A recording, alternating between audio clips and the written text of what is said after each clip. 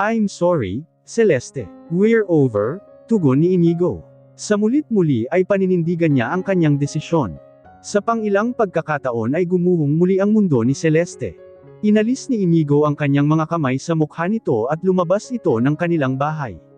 Narinig niyang nag-start ang kotse nito at saka ito umalis. Kung saan ito pupunta ay hindi niya alam. Napasalampak siya sa sahig at humagulgol. What more can she do to bring her husband's love back? She'd do anything. She'll trade anything. Kinuha niya ang kanyang cellphone at tinawagan si Ezekiel. Heto na naman siya sa kanyang mga impulsive actions, hindi niya mapigilan. Pupungas-pungas pang bumangon si Ezekiel upang tugunin ang tawag na yon, kakahulog lamang niya sa pagkatulog nang tumunog ang kanyang cellphone. Ate Celeste, napatawag ka, anong problema? Of course, ano pa ba ang iisipin niya, hindi naman tatawag ng ganoong oras ang isang tao kung walang problema. Help me, Ezekiel, wika ni Celeste, gusto kong bumalik ang kapatid mo. Kumunat ang noo ni Ezekiel, anong nangyayari? May babae ang kuya mo, alam mo ba kung sino? Si Regina, ang sekretarya niya, gusto kong kunin pabalik sa akin ang asawa ko, hanggat nahihibang siya sa babaeng iyon, hindi siya babalik sa akin. Pagkarinig ni Ezekiel sa pangalan ni Regina ay kaagad siyang natigilan, hindi niya alam kung ano ang sasabihin. Of all the women in the world, bakit si Regina pa? I told you so, Ezekiel, may ginagawang milagro ang kuya mo at Regina na iyon, mukha lang santa ang babaeng iyon pero tingnan mo ang ginawa niya, she ruined our marriage, siya pa ang makapalang mukha sa aming dalawa para magbanta sa akin ng kung ano-ano. Hindi halos marinig ni Noah ang sinasabi ni Celeste. Lumilipad ang kanyang isip, where is kuya? Tanong niya. I don't know, he just left, baka pupunta roon sa babae niya, napakakapal talaga ng mukha ng babaeng yun. Sasamantalahin na naman niya ang pagkakataon para i-comfort si Inigo. Pare-parehas talaga ang ugali ng mga katulad niyang higad. Hindi na narinig pa ni Ezekiel ang sumunod na mga sinabi ni Celeste, ibinaba na niya ang telepono at kaagad nagbihis, he just might know where Inigo went, hindi niya alam kung bakit niya ito pupuntahan, he just feel that he wants to see him. I want to see you, wika ni Inigo sa kabilang linya. Ramdam ni Regina ang lungkot sa boses nito, gabing-gabi na, nasaan ka, tugon niya. Buksan mo ang pinto, nandito ako sa labas ng bahay niyo. Nanlaki ang mga mata ni Regina, hindi niya akalaing magpupunta roon si Inigo sa ganoong oras, bago siya lumabas ay sinipat niya muna ang kanyang ina sa kwarto nito. Mahimbing na itong natutulog, tahimik siyang lumabas ng bahay at nakita si Inigo na nakatayo sa tapat ng kanilang pinto. Napasinghap siya nang bigla na lamang siya nitong kabigiin at yakapin. I missed you so much, wika ni Inigo, isinubsob nito ang mukha sa balikat ni Regina. Okay ka lang, malambing na usisa ni Regina, gusto mo bang pag-usapan natin? Kumalas sa pagkakayakap sa kanya si Inigo, the next thing she knew, nasa paboritong lugar na sila ni Inigo. Walang masyadong bituin, ganyan daw, posibleng umulan, panimulang wika ni Regina, tahimik lang kasi si Inigo magmula nang dumating sila roon. Bamantong hininga siya nang hindi pa rin kumibo si Inigo. Ano ba ang nangyari? Magkwento ka naman sa akin, wika niya pa kay Inigo. Di ba alam mo namang lagi akong handang makinig? Tumingin si Inigo sa kanya, sa kabila ng lahat, naaawa pa rin ako kay Celeste, hindi ko kayang nakikita siyang nasasaktan at nahihirapan. Tumango si Regina, normal lang yun, matagal kayong nagsama at minahal mo siya ng sobra. She's asking for a second chance, mahal niya raw ako. Naniniwala ka ba sa kanya? Nagkibit balikat si Inigo, magbabago na raw siya, gagawin niya raw ang lahat para mahalin ko ulit. Sa mga sandaling iyon ay parang papel na unti-unting nilulukot ang puso ni Regina. Inigo, wika niya, mahal mo pa ba ang asawa mo? Babuka sana ang bibig ni Inigo ngunit walang salitang lumabas mula roon. Hindi kaya mahal mo pa siya, kasi nga imposible namang ma-fall out of love ka kaagad sa isang babaeng minahal mo ng matagal na panahon. Hindi kaya, hindi mo talaga ako mahal, namasa ang sulok ng kanyang mga mata, mauuna pa yatang umulan ng luha ang kanyang mga mata kaysa kalangitan na walang mga bituin. Hinawakan ni Inigo ang kanyang magkabilang balikat, mahal kita, nagdududa ka ba sa pagmamahal ko sa'yo?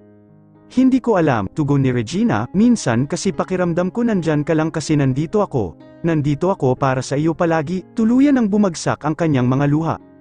Minsan nagsisisi ako, mula nang simulan natin ang pagpapanggap natin noon. Maraming gabi ang hindi ako makatulog, iniisip ko kung tama ba ang ginagawa ko. Minsan sinasabi ng isip ko na hindi ko dapat hinayaan ang sarili kong manghimasok sa problema ninyong mag-asawa, kung tama ang ginagawa ko. Bakit ako binabagabag ng konsensya ko? Napabuntong hininga si Inigo, wala kang kasalanan. Ako ang lumapit sa iyo, ako ang may mali kasi hindi ko dapat sinabi sa iyo ang pinagdadaanan ng pagsasama namin ni Celeste.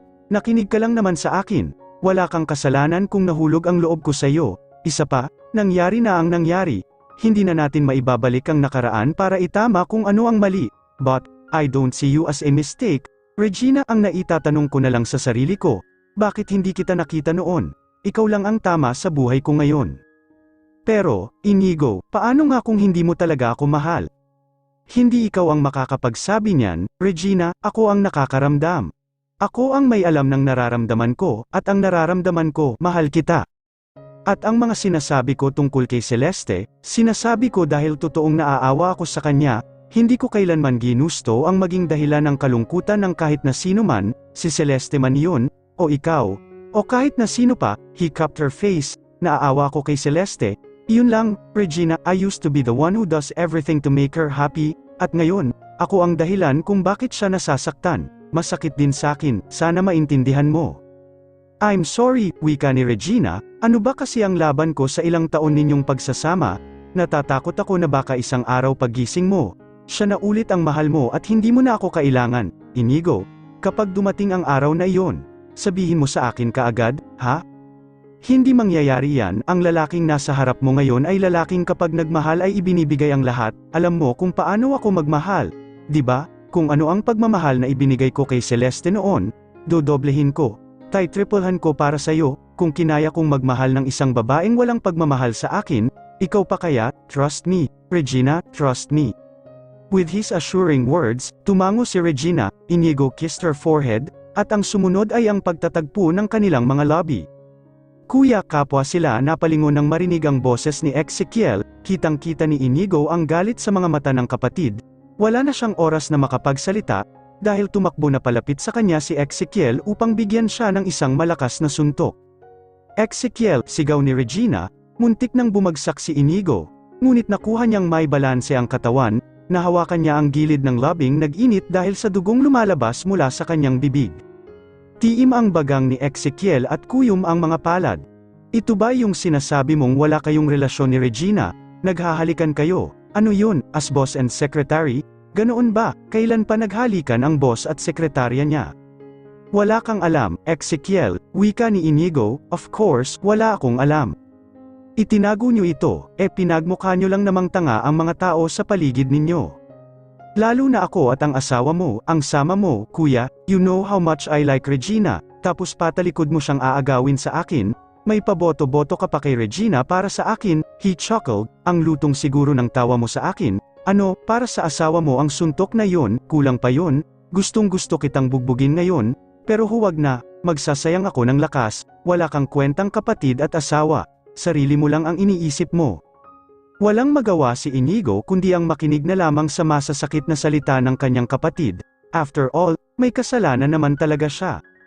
He has his own share of mistakes, he has no excuses. Nagbaling si Ezekiel kay Regina na patuloy ang pagbagsak ng mga luha, habang pinagmamasdan ang pagkakasira ng magkapatid ng dahil sa kanya. And with you Regina, wika ni Ezekiel, pigil na pigil nito ang emosyon ngunit kusa pa rin yung sumasabog sa mga mata nito, I'm so disappointed with you. Iyon lang at tumalikid na ito at naglakad papalayo. Where are you going, Regina? Nagtatakang usisa ni Inigo nang maglakad ang dalaga patungo sa direksyon kung saan umalis si Ezekiel. Uuwi, tugon ni Regina, hindi ba dapat ihatid kita? Magtataksi na lang ako at saka muling tumalikod at humakbang. Nagawang nahawakan ni Inigo ang braso ng dalaga. Regina, what's wrong with you? Nag-aalalang wika ni Inigo.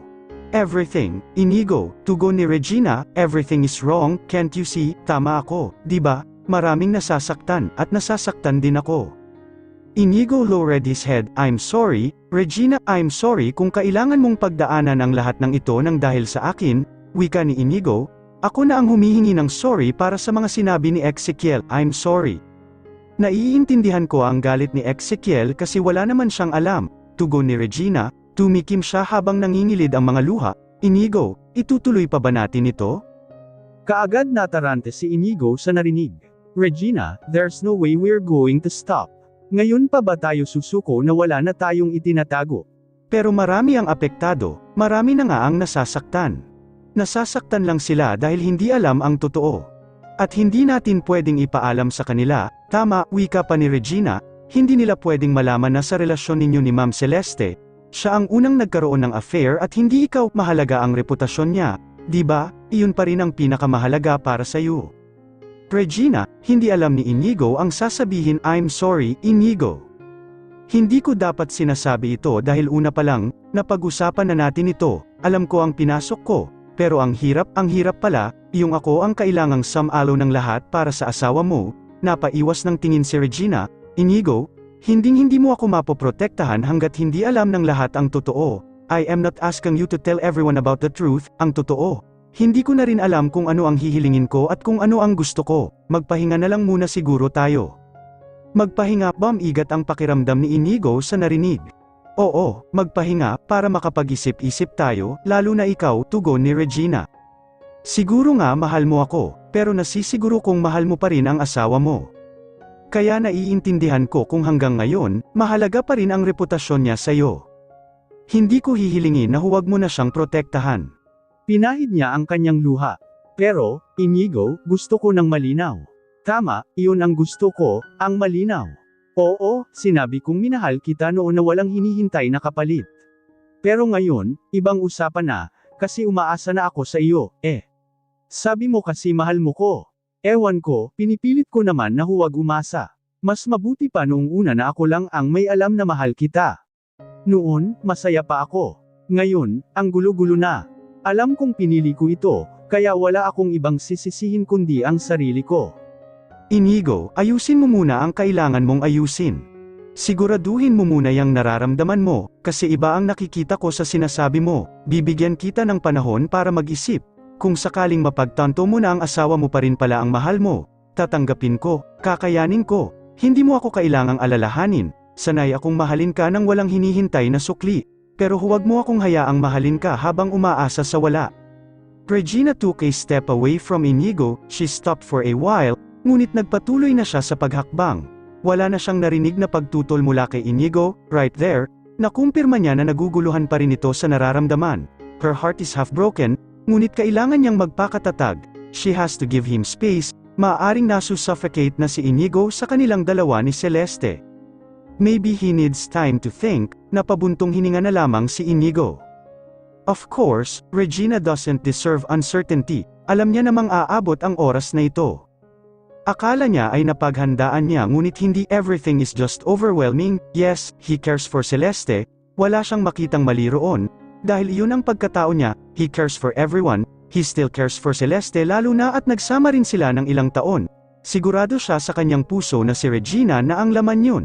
Ngunit kung sa tingin ni Regina ay kailangan niya ng oras para makapag-isip, pagbibigyan niya ito. Sinundan niya ang nasakyang taxi ni Regina, he still made sure na makakauwi ito ng ligtas, at nang masigurong nakauwi na ito ay umuwi na rin siya ng bahay. Kinabukasan, anong ginawa mo? Inigo, anong klaseng kahihiyan ang pinasok mo sa pamilya natin? Galit na wika ni Efren, ama ni Inigo. Sinadya niya ang mag-asawa sa bahay ng mga ito kasama ang kanyang asawang si Merlita, at ang mga magulang ni Celeste, sina Ofelia at Ireneo. Kinailangan na nilang panghimasukan ang problema ng mag-asawa sa pag-asang mayroon silang magagawa upang maayos ang problemang iyon. Fire that woman right away, utos niya sa anak, bukas na bukas ay pupunta ako sa kumpanya at ayaw ko nang makita ang Regina na yun doon. I can't do that, Papa, tugon ni Inigo, walang kasalanan si Regina, blame it all on me, he lowered his head. Labis ang pagkadismaya ni Efren sa panganay na anak, what happened to you, Inigo, wala akong ginawa. Bilang isang ama kundi ang maging huwarang lalaki at asawa sa inyong ina. Naiintindihan ko pa ang pagiging sakit ng ulo ni Ezekiel, pero ikaw umiling ang matanda, bakit kung kailan ka nag-asawa ay saka ka gumawa ng kalokohan? Nangyari na ho ang nangyari, Papa, tugon ni Inigo. Tama, at wala na tayong magagawa roon, pero pwede mo pang ayusin ang gusot na ginawa mo. Inigo, hiwalayan mo ang Regina na iyon, katulad ng sinabi ko ay alisin mo siya sa trabaho. Dapat nga ay may delikadesa siya at siya na mismo ang kusang mag-resign. I'm sorry, Papa, hindi ko kayo masusunod, paninindigan ko ang desisyon ko. Hindi ko hihiwalayan si Regina at matutuloy ang divorce namin ni Celeste. Ayaw ko ng divorce, mariing wika ni Celeste. Papa, Mama, wika niya sa mga magulang ng asawa, huwag ninyong hayaang maghiwalay kami ni Inigo dahil sa Regina na iyon. Kinuha ni Ofelia, ina ni Celeste, ang kamay ng anak. Hindi kayo maghihiwalay ni Inigo, anak, huwag kang mag-alala at maayos din ito, aniya. Inigo, magpasalamat ka at mga desente kaming tao, wika naman ni Ireneo, ama ni Celeste, kung nagkataong ibang ama ko, binasag ko na ang pagmumukha mo sa ginawa mo sa anak ko, pasalamat ka at iginagalang ko ang pagiging magkaibigan namin ng ama mo, at pagiging pamilya natin, sapagkat itinuturing na kitang anak. Nanatiling tahimik si Inigo, ipinagkatiwala namin ang anak namin sa iyo, dugtong pa ni Ireneo. Ang sabi mo sa amin, si Celeste ang itinuturing mong higit na kayamanan at hinding-hindi mo siya sasaktan.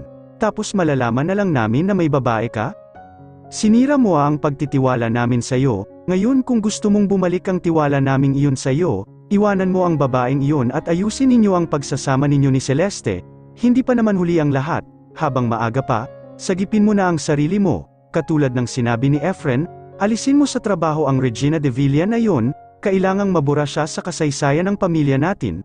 Sa paglipas ng panahon, ay makakalimutan din naman ng mga tao ang kontrobersyang ito. Kung kailangan siyang suhulan ng malaking pera, gawin natin para layuan kanya, wika ni Efren. Sa pagkakataong iyon ay hindi na maaaring manahimik si Inigo, you can say anything to my face, pero huwag na huwag ninyong iinsultuhin ang pagkatao ni Regina, matigas niyang wika. Tumayo siya, I wish I could tell all, but it will just make everything worse. Napalunok si Celeste, Regina is a decent woman, and I won't accept any nasty comments about her, kahit na galing pa sa inyo yun, Mama, Papa, Dad, Mom. Desenteng babae ba ang lumalandi at pumapatol sa lalaking may asawa na, wika ni Celeste. If I were you, Celeste, I would stop right there, warning ni Inigo sa asawa, matalim na tinitigan niya ito. Walang nagawa si Celeste, tumigil siya sa pagsasalita. Katulad ng sinabi ko, paninindigan ko ang desisyon ko, matutuloy ang divorce, sa ayaw ninyong lahat at sa gusto, dahil higit sa lahat, ako ang nakakaalam kung ano ang nangyayari sa pagsasama namin ni Celeste, kayong lahat, wika niya sa kanyang mga magulang at mga magulang ni Celeste, wala kayong alam, at mas mabuti nang manatili kayong walang alam kung ang concern ninyo ay ang kahihiyan ng pamilyang ito. He stared at Celeste, naunawaan ni Celeste ang tinging iyon, mas malaki nga namang kahihiyan, kung malalaman ng lahat na siya ang punot dulo ng lahat ng problema nilang mag-asawa. Inigo walked out of the scene, bahala nang tawagin siyang bastos, he can't take it anymore. Sinundan siya ni Celeste, you still love me, Inigo, nakasisigurong wika ni Celeste. Nilingon siya ni Inigo, paano mo nasabi, kung hindi mo na ako mahal? Dapat wala ka nang pakialam sa akin, why are you still protecting my reputation? Ha, you still care for me, and that means that you still love me. Huwag ka nang tumanggi, the truth is in your actions, she smiled. Ang totoo, hindi ko alam kung bakit may pakialam pa ako sa iyo. Alang-alang na lang siguro sa pinagsamahan natin. Bukod dyan, babae ka pa rin. Kung may natitira mang pagmamahal dito sa puso ko para sa iyo, huwag mo nang hintayin na tuluyan iyong mawala. Don't make me hate you. Stop, Celeste. Stop doing what you're doing. Tumulo ang luha ni Celeste sa winika ng asawa. Pero ginagawa ko lang lahat ang mga ito para manalo ka pabalik. Gusto kong bumalik ka, Inigo. Ginawa ko rin ang lahat noon para bumalik ka sa akin, pero nang maramdaman kong desidido ka nang hiwalayan ako, tiniis ko ang sakit, at pinalaya kita. Ginawa ko iyon dahil mahal kita. Minahal kita. And now, it's time for you to return the favor. Palayain mo na ako, dahil kahit anong gawin mo, hinding-hindi na ako babalik sa iyo. Natigilan si Celeste. Wala na siyang naitugon. Ang kanyang masaganang mga luha ang naging saksi at katunayan ng sakit na kanyang nararamdaman.